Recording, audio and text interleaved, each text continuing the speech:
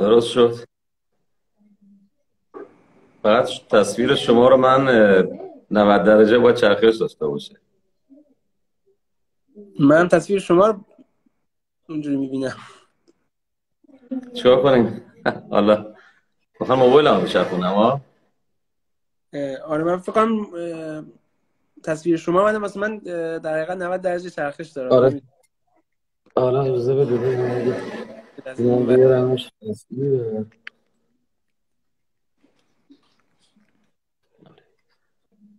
درست شد. بله بله.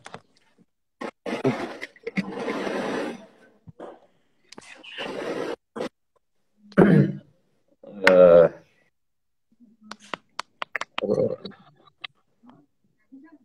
نه درست شد تصویر. بله بله. صدا چجوریه؟ صدا خوبه؟ فعلا خوبه، حالا تا ببینیم جلوتر. من با وی پی ان، اه، با بدون وی پی ان نتونستم نه من وی پی هم هم یک لحظه که مشکل این پایش بود. ظاهرا هر آه. نه احیانا وی پی ان. آره استعمالش. دیگه مشکل نداره. صدا تصویر خوبه. بله بله. خب بسم الله الرحمن الرحیم. سلام و عرض ادب و احترام خدمت بینندگان و دوستانی که در لایو هستند، همچنین خدمت جناب دکتر عطاری، دکترای اصطلاح مخابرات، در خدمتشون هستیم. شاید به عنوان لایو دومی که از سری لایو هایی که سلسله لایو هامون که شروع کردیم، اما لایو امشب در ارتباط با معرفی اجمالی بلاکچین در راستای به اصطلاح کدنویسی و قراردادهای هوشمند هستش اختصاصا، و اینکه بلاکچین چه مجموعه محتوایی میتونه در این محتوای برنامه‌ای داشته باشه و انشالله با محوریت قراردادهای هوشمند. جناب آقای دکتر خسته نباشید. سلام و مجدد خدمتتون دارم و در خدمتتون هستیم و بفرمایید. سلام، شبتون بخیر. خیلی ممنون. من خوشحال شدم که مجدد در حقیقت شده وقتی نصیب من شد که صحبت بکنیم. دفعه قبلی که صحبت کردیم یادم یه توضیح کلی در حالا خیلی خیلی کلی در مورد بلاکچین و حالا یه سری کاربردهای کلیش خیلی کلی صحبت کردیم. این دفعه اگه که حالا امکانش باشه بتونیم خیلی مختصر در مورد یکی از کاربردهای خاص بلاکچین که اسمارت کانترکت ها یا قراردادهای هوشمند هستن صحبت. اسمارت کانترکت ها در حقیقت اومدن روی این بلاکچین دارن استفاده.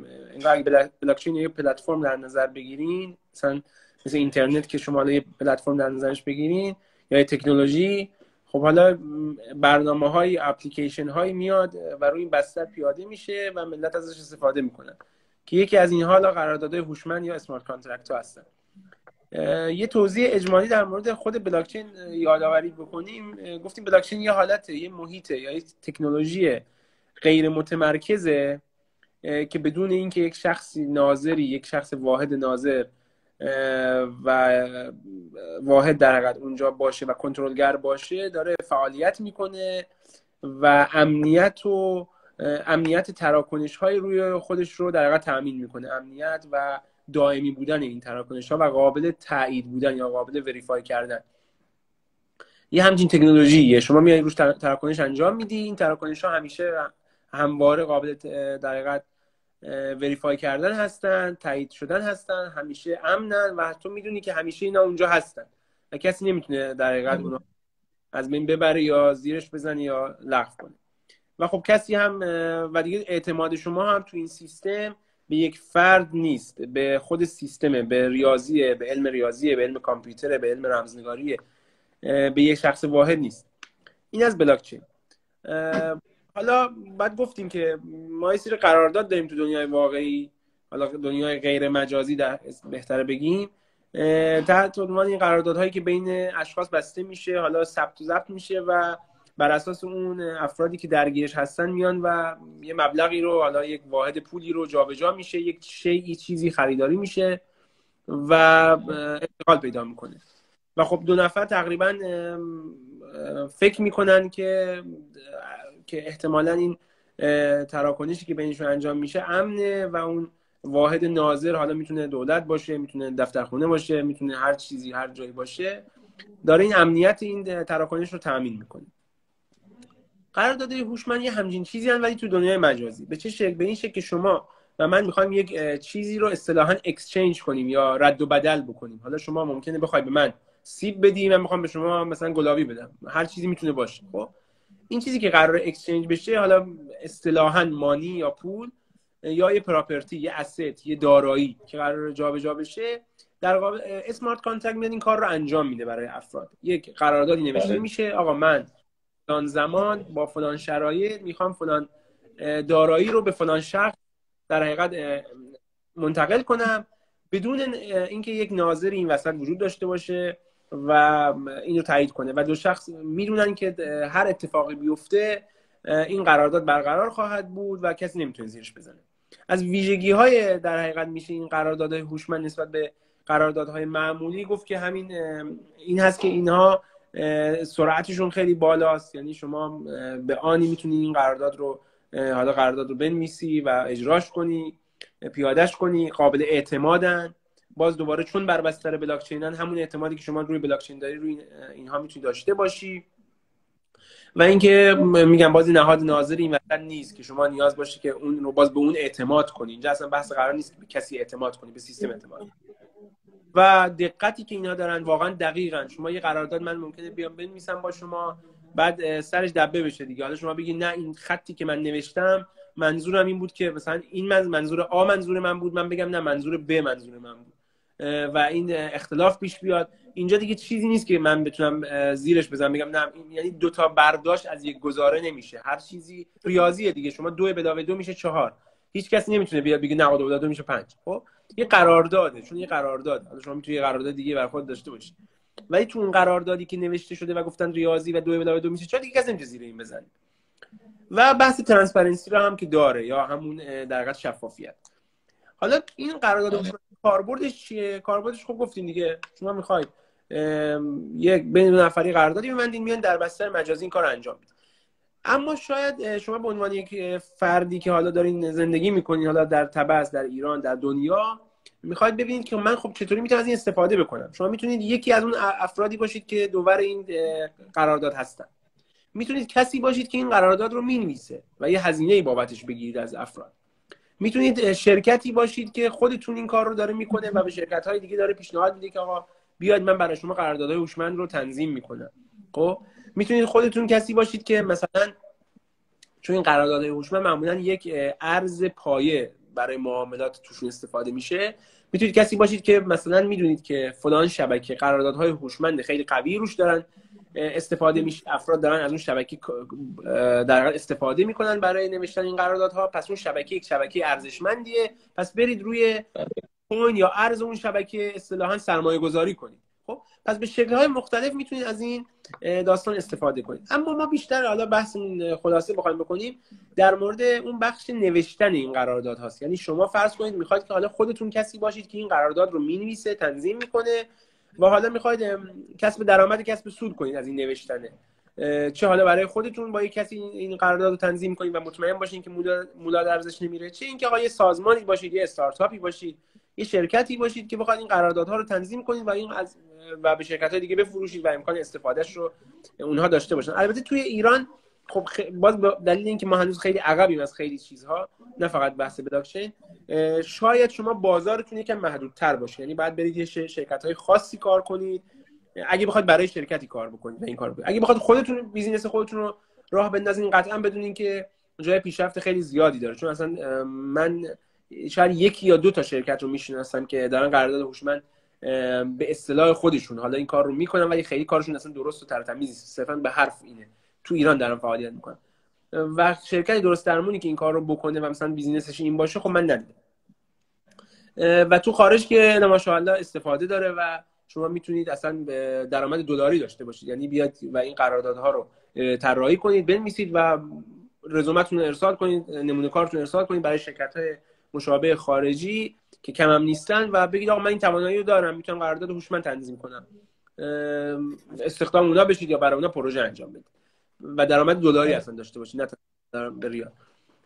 پس شغل میخوام جنبندی کنم که شغل رو به رشدی است و از این به بعد تازه هنوز یه جوری یعنی شکوفا هم نشده، یعنی مرحله شکوفایی هم نرسیده، خیلی خیلی مونده که برسه به اونجایی که واقعا ملت درکش کنن و بفهمن، نه در ایران که در دنیا، و ازش استفاده بکنن. ولی چه بسا به اون مرحله اگه حتی بگیم رسیدیم، من باز هم شغل و درآمد و کار براش هستش. اما من میخوام پیش نیازهای رسیدن به این مرحله رو بگم. یعنی ما الان اومدیم یه چیزی گفتیم خیلی خیلی خوبیه، خیلی چیز قشنگیه، میشه ازش پول در آورد، ولی خب حالا چطوری از کجا شروع کنیم؟ الان ما بیشتر از این که بدونیم قرارداد هوشمند، کلمه هوشمند اومده کنار قرارداد، چیز بیشتر ازش فعلا نمیدونیم. خب کار بکنیم. ببین قرارداد هوشمند همونجوری که باز کلمه هوشمند و دیجیتال توی اسمش هست، در حقیقت با زبان برنامه‌نویسی کار داره، یعنی با زبان ماشین کار میکنه. این قرارداد یه جایی داره اجرا میشه. اونجا کجاست؟ اونجا روی لپتاپ یا دیوایس یا اون سرور یکی از نودها و فعالین این شبکه است. این قرارداد توی شبکه‌ای هست به نام شبکه بلاکچین، مثلا شبکه اتریوم. خب یه سری نود داره، یه سری دست‌اندرکار داره که این شبکه رو نگه داشتن. اونها میان این قرارداد رو روی لپتاپ خودشون، روی من لپتاپ رو میگم، در حقیقت روی سرور خودشون یا سرویس خودشون ران میکنن، اجرا میکنن و این قرارداد اجرا میشه. خب پس در نهایت قراره با روی یک دیوایس، روی ماشین در حقیقت اجرا بشه، به 0 و 1 میرسه. پس هر چیزی که به این داستان ربط داره یه زبان برنامه‌نویسی احتمالاً معادلی داره که شما میتونی با اون زبان کار کنی و قرارداد رو بنویسی. که قرارداد هوشمند مستثنا نیست از این داستان و مثل هر اپلیکیشن دیگه شما با زبان برنامه‌نویسی خودش کار بکنی. یکی از معروف ترین، حالا من این کلید واژه رو میگم، دوستان اگه خواستن سرچ بکنن حتما مطالب خوبی پیدا میکنن. معروف ترین زبان‌های برنامه‌نویسی تو حوزه قرارداد هوشمند زبان سالیدیتی هست که مخصوص به طور خاص نوشتن قرارداد هوشمند روی شبکه اتریوم هستش. سالیدیتی چیز، حالا اسمش شاید یکم عجیب غریب باشه ولی خودش خیلی چیز عجیب غریبی نیست، همون خیلی خیلی خیلی شبیه در حقیقت زبان جاوا هستش، حالا یا حتی حالا سی پلاس پلاس نه، ولی جاوا بیشتر شبیه زبان جاوا هست. در نتیجه شما اگه مثلا زبان جاوا رو مسلط باشی یا زبان جاوا اسکریپت رو حتی مسلط باشی، خیلی سریع میتونی سالیدیتی رو هم یاد بگیری. منتها برنامه نوشتن برای بلاکچین فقط صرف این که تو شما زبان رو یاد داشته باشی کفایت نمیکنه. بگم من مثلا زبان انگاری که شما زبان انگلیسی رو یاد داری، میگیم آیا کافیه من برای اینکه برم در کشور خارجی زندگی کنم؟ میگیم نه، شما باید فرهنگ و رسوم اون کشور رو هم بدونی. خب صرفا اینکه زبانش کارت راحت نیست. این هم همون داستانه، بلاکچین هم همین داستانه. شما صرف اینکه سالیدیتی رو یاد داشته باشی یا جاوا رو یاد داشته باشی نمیتونی این کارو بکنی. باید بدونی آقا فرهنگ، رسم و رسوم اون شبکه، اصلا اینکه قرار چیکار بکنی تو این شبکه، بعد خود بلاکچین رو اجرایی بشناسی. پس یه پیش نیاز دیگه هم شناختن خود بلاکچینه. خب پس بخوام خلاصه بکنم، شما میتونی اگه یه دانش نسبی داشته باشی توی بلاکچین، یه دانش نسبی داشته باشی در زبان‌های برنامه‌نویسی، مثلا زبان برنامه‌نویسی جاوا رو بلد باشی، حالا میتونی تو استپ مثلا سوم بیای و زبان سالیدیتی رو یاد بگیری و شروع کنی به برنامه‌نویسی و قراردادهای هوشمند، نوشتن قرارداد هوشمند.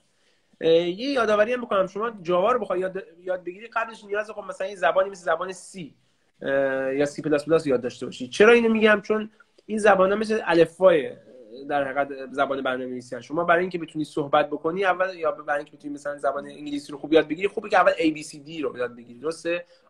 در واقع حروف الفبا رو. زبان سی هم مثل زبان مادر و الفبای هر زبان برنامه‌نویسی است.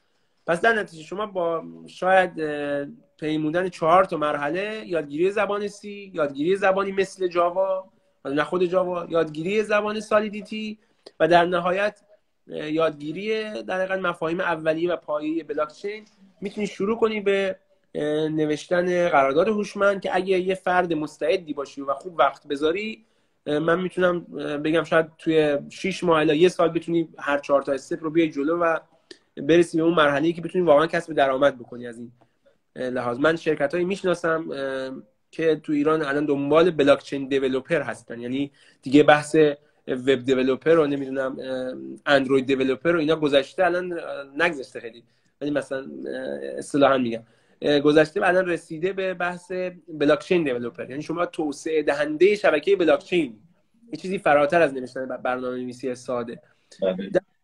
شرکت‌ها استخدام میکنن، یکی از راهایی که میشه کار کرد. با پیمودن این 4 تا گام و این 4 تا استپ شما میتونی در حقیقت وارد بازار کار بشی. میگم اگه بخوای و مستعد باشی، چون برنامه‌نویسی چیزی فراره، مثل زبان انگلیسی مونه، خیلی نیازمندیش این هست که شما بخوای و مستعد باشی و بخوای دنبال کنی و وقت بذاری. اگه واقعا این خواستن وجود داشته باشه، افراد میتونن به نظرم توی زمان در حد 6 ماه الی 1 سال به این نتیجه برسن. بله، شما توضیحات خیلی مختصر و کامل فرمودین.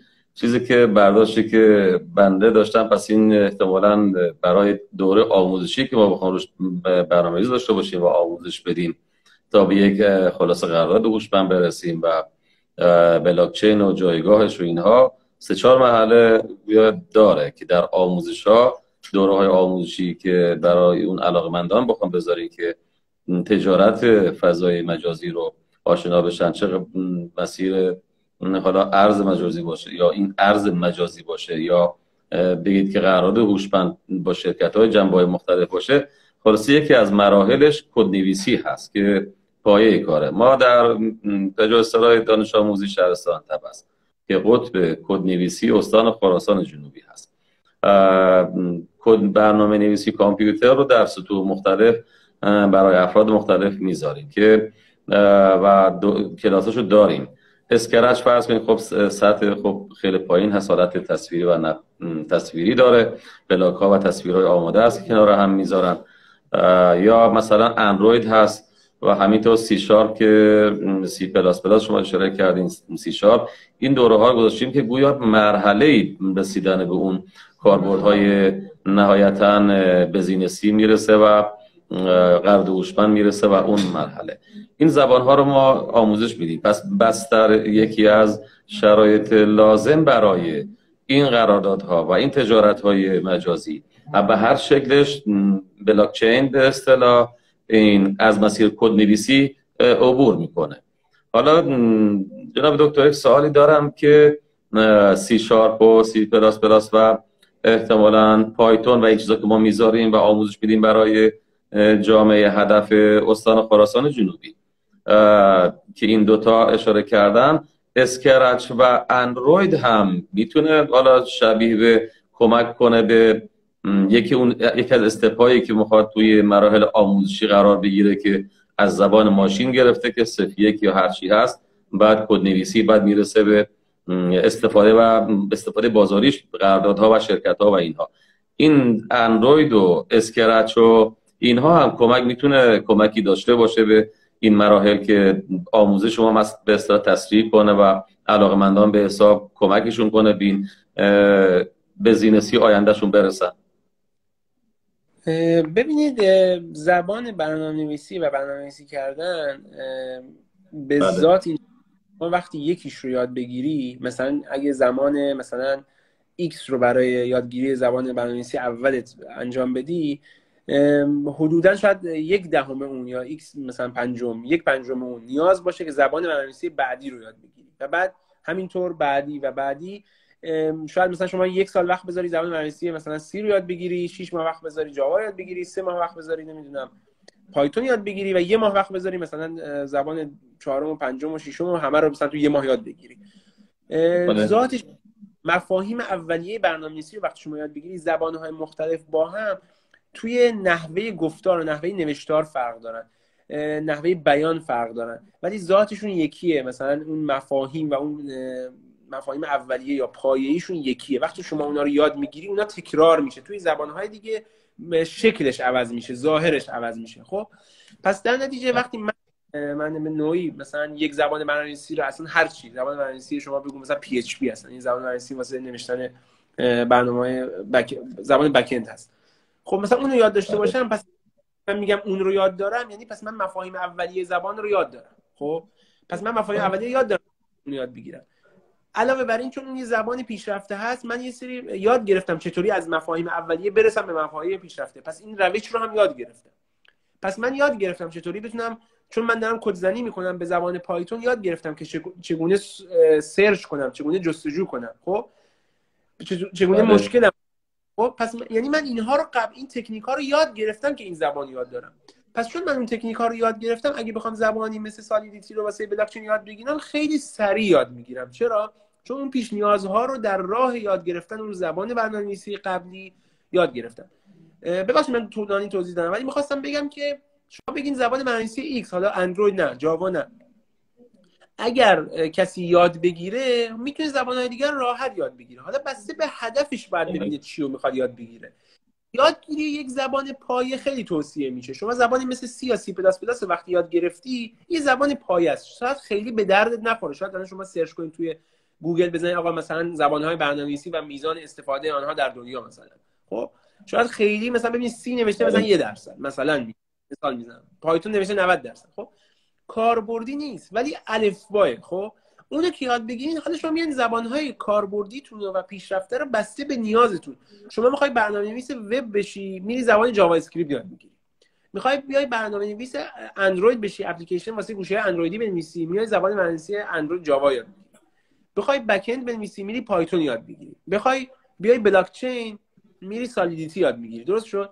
پس من میخوام اینجوری به شما بگم هر چیزی رو یاد باشی خیلی خوبه، ولی خوبه که در هدف تو یه دورنمایی از هدف نهاییت رو داشته باشی. آقا من حدوداً مثلا ممکنه بخوام برم تو حوزه بلاکچین، یا ممکنه بخوام برم برنامه‌نویسی وب بکنم، یا میخوام برنامه‌نویسی موبایل.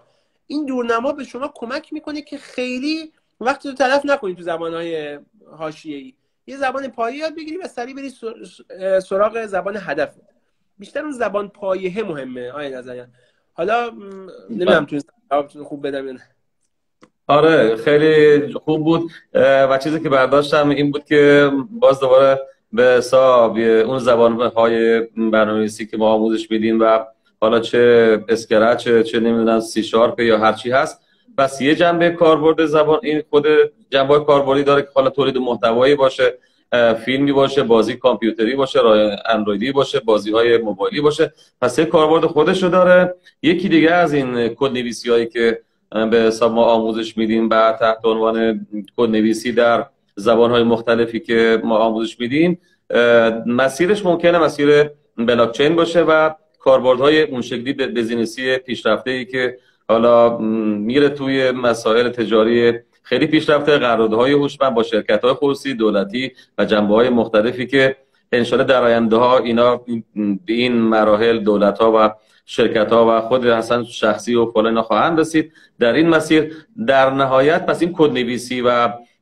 کدنویسی ها کمک خواهد کرد، حالا چه مسیر استفادهش هدف فینالش بلاکچین و یک وسیع بلاکچین باشه و یا کاربرداش همین کارهایی که هر زبانی که میخوان در راستای اون کار صورت بگیره. حالا یه دفعه دیگه که شما خلاصه خیلی توضیح نه، حالا تیتوار برای رسیدن به اون به حساب هدف اصلی، چون ما احتمال زیاد بخوام با شما دوره‌های آموزشی رو بذاریم و اگه هدف مثلا بلاکچین باشه اینها، این مسیر رو اون 4 مرحله رو اگه خیلی تیتوار بفرمایید که دیگه فکر کنم وقت ما هم تمومه و دیگه به اتمام برسونیم و بعد از این دیگه انشالله بریم سر وقت دوره ها اون و ثبت نامه‌ای که میخوان داشته باشیم. به هر شکلی این کلیپ کمک کنه به عزیزان و در گروهایی که میخوان بذارم ببینن که هدف بلاکچین چجوری، مثلا این آموزش بلاکچین چند ترم خواهد داشت، چند فلان چی خواهد بود. یه مختصری از این تیتوار 4 مرحله بگیم و دیگه صحبت و برنامه ما تمومه. بله خیلی ممنون میشم اگه بتونم کمکم بکنم در این رابطه. بله ببینید مرحله اولش میشه زبان یادگیری زبان پایه که حالا تو خودش زبان پایه، بله که حالا توش درسته الگوریتم هم میتونه گنجونده بشه. بعد میتونه زبانی باشه یه زبان پیشرفته، حالا هر زبانی مثل جاوا. بله مرحله بعدیش میتونه یادگیری مفاهیم اولیه بلاکچین باشه اگه کسی بخواد وارد دنیای بلاکچین بشه، حوزه بلاکچین. بله مرحله آخرش هم میتونه زبان برنامه‌نویسی قراردادهای هوشمند که اختصاصا مخصوص در نوشتن قرارداد هوشمندی به نام سالیدیتی مرحله چهارمش این میتونه باشه. ولی خب هر کدوم از این مراحل میتونن خودشون سطح مثلا مقدماتی یا پیشرفته داشته باشن. اینا خیلی بستگی داره به اون فرد که چقدر سریع یاد بگیره. مثلا شما میای یه کتابی رو معرفی میکنی، اگه اون فرد دانش آموز کسی که دنبال یادگیریشه خیلی مستعد باشه، میتونه همه رو توی یک روز مثلا توی یه ماه بگذرونه بیاد جلو. ولی اگه نه ممکن نیاز به کار بیشتری باشه، مثلا مقدماتی پیشرفته، وگرنه نه ممکن شاید با هم مقدماتیش کفایت کنه. هدف اصلی زمان برنامه‌نویسی سالیدیتیه. یعنی شما میگی آقا هدف اصلی چیه؟ یعنی من میگم مثلا میگم آقا من سالیدیتی رو یاد دارم، من میگم خب اوکی بس بقیه رو ولش. خب یعنی مهم اینه که ما میخوایم به اونجا برسیم، ولی رسیدن به اونجا میطلبه که شما اون گام‌های اولیه رو قوی برداری. یعنی اون زبان پایه‌ات رو خوب یاد بگیری، یه زبان پیشرفته خوب یاد داشته باشی، بلاکچین هم چیزی مثلا متوجه باشی و در حقیقت اون مفاهیم اولیه بلاکچین رو بدونی. تشکر، خیلی لطف کردین. البته همونجور که عنوان لایو من بوده که قرارداد هوشمند بوده، قطعا امنیت اون فضای مجازی که میخواد تجارتی بزینسی قرارداد هوشمند چیز صورت بگیره، خود اینها در شرایط امنیتی بسیار بالا بلاکچین تضمین میکنه و اون فضاهایی که به اصطلاح مجازی هست تضمین میشه که دیگه فرصت اونها در این 10-20 دقیقه فرصت ما نیست که آقای دکتر توضیح بدن. فکر کنم تا همین جای کار هم که بیشتر جنبه قرارداد هوشمند داشت و یا بزینسی داشت که اشاره کردیم، در این مختصر چند دقیقه‌ای فعلا برای امشب اون دیگه کافی هست. خسته هم نباشین و اگه صحبت پایانی هست در خدمتتونیم. والله به خدای بزرگ و سبحان می سپاریم. انشالله که همگی موفق و مؤید باشین. خیلی ممنون، دست شما در نکنه. موفق باشین. سلامت باشین. شبتون بخیر. شب شما بخیر. خدا حافظ.